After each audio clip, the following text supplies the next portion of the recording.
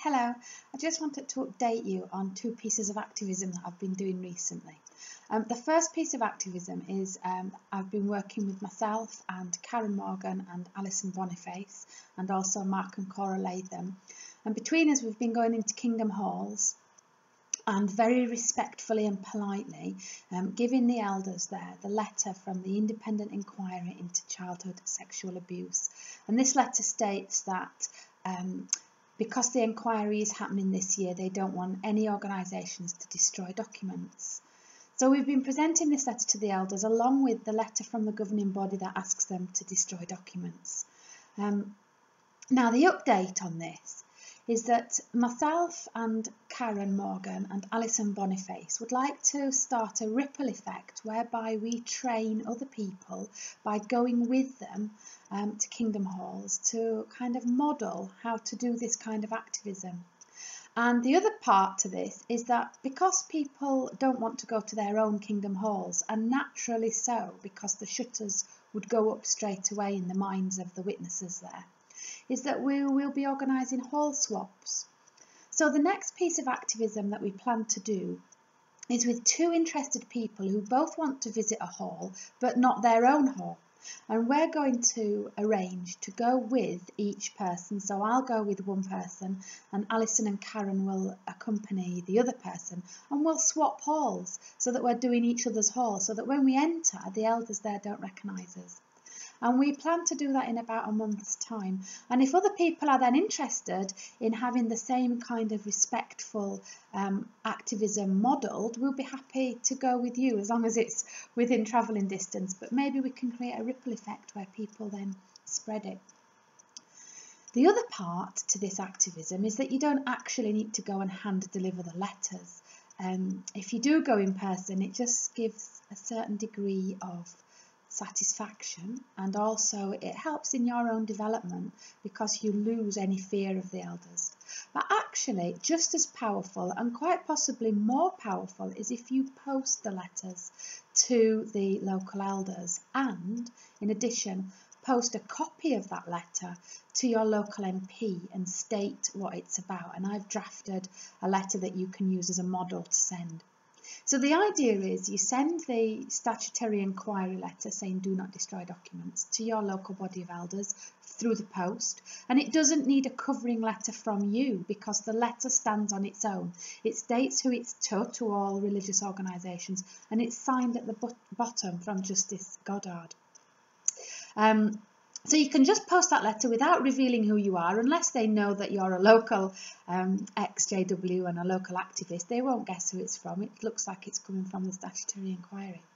But the powerful part of this is that you then send another letter to your MP explaining the situation. So in the letter that I've drafted, it explains that Jehovah's Witnesses are well known for destroying documents. It encloses the letter from the governing body asking elders to destroy documents, and then it encloses the letter from the statutory inquiry from Justice Goddard asking religious organisations not to destroy documents. And the letter to the MP just says, please keep this on file as a record that I have sent the statutory inquiry letter to body of elders in such and such congregation. Now the really brilliant news on this front is that around 60 of us have already participated in this piece of activism. I've sent the letter to Bethel as well, just the statutory inquiry letter, so it comes without any covering letter, it just is straight from the statutory inquiry. And what's absolutely fabulous about that is that the letter to religious organisations from Justice Goddard says, please copy this letter to all branches of your organisation that you are responsible for. So once Bethel have received that letter, they should copy that to every congregation in the UK. Now I've got a feeling that they won't. I've got a feeling that they may have already received that letter from Justice Goddard and not copied the elders in. But now that I've sent that letter to Bethel, if you did want to visit your local congregation, the message is this: you should have received this letter from Bethel, because they have been instructed by Justice Goddard to send this letter to all members of their organisation. And the point is that if any congregations are ever called to the statutory inquiry over the next few years and claim that they hadn't been told not to destroy documents, we have evidence with copy letters that are dated with our MPs that say they have received that letter. And as I say, about 60 of us already have participated in this. Now, I know that in no way covers the whole of the UK Jehovah's Witness congregations, but some people have sent copies to 5 or 6 congregations in their area. So I know that we've covered more than 60 congregations already. I know again that that's a spit in the ocean, really.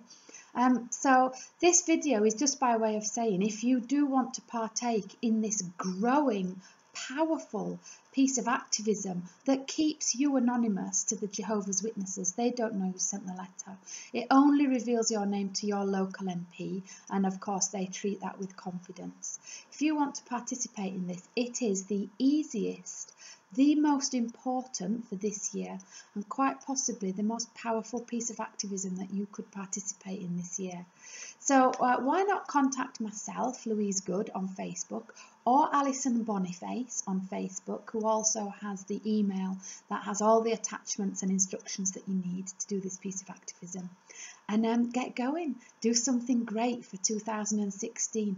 And you know that if anything comes up from now, once you've sent those letters, the elders in that congregation absolutely know and have been put on warning that they should be protecting children, that they shouldn't be destroying documents, and they know that we know what they're up to. So thank you for listening. I hope you're really enthused and energised by this development, that lots of people have been doing it already and that hopefully lots more will. And I look forward to what 2016 brings with the statutory inquiry. Thank you very much for listening.